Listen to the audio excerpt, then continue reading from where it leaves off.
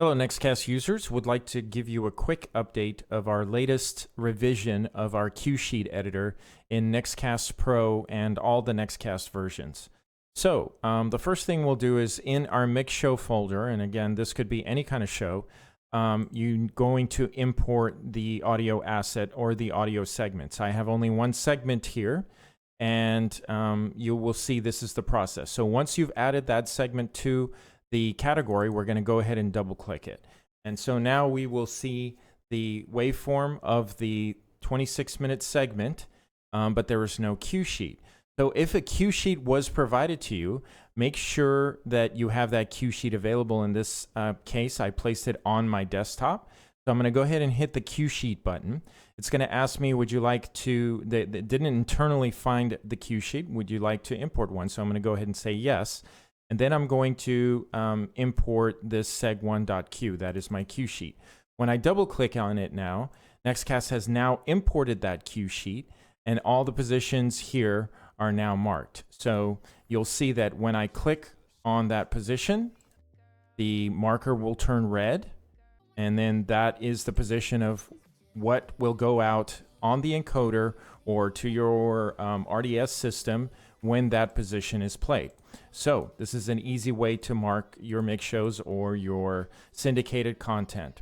Now, a couple of things you need to note is when you go to the position and you have the row highlighted, you can double click, and here you can edit the particular title. And when you're done editing, you just hit save. Also, whenever you have a position active that is determined by this red cue mark, I can move that cue marker back and forth. Because I'm on that row, I can now alter that position. So we're going to try to put it back close to where we had it, but you get the point. So, and then if I click the next one, I can go ahead and move the next one and edit it if I need to. I can also delete it by hitting the delete key. Now that's how you would handle importing one. On the next quick segment, I'll show you how you will create one from scratch. Okay, in this example, we're going to go to the same mix show category with the segment. We're going to double click on it.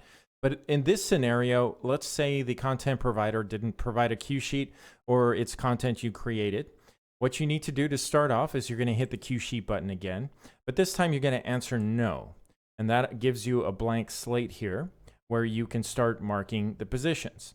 So all you basically do is you hit the play button, and then you can double click any position that you see the transition. So I'm just kind of visually doing it here. So I'm marking all my positions, okay?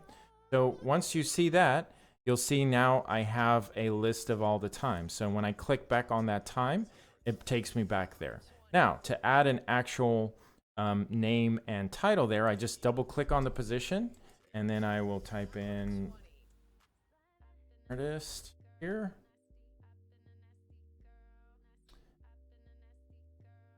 Title here, and then I hit save. And then you will see that that gets populated. And then I can move to the next position, and we can do artist 2, title 2, and so on and so forth. So essentially, you're going to mark everything there manually. And what's very good about this is as you're doing it, this data is getting saved. So this cue sheet and this file are now in the same category. When you close it, you just open it again, and you will see all your cue data that you modified there is there. And again, you can click on any position. You can do partially and then come back later and finish it. And each of the times you just highlight it. It takes you to the time. You can preview it and hear it. Double click it and enter the artist and title. That is the simple process of our new refined cue sheet editor in NextKast.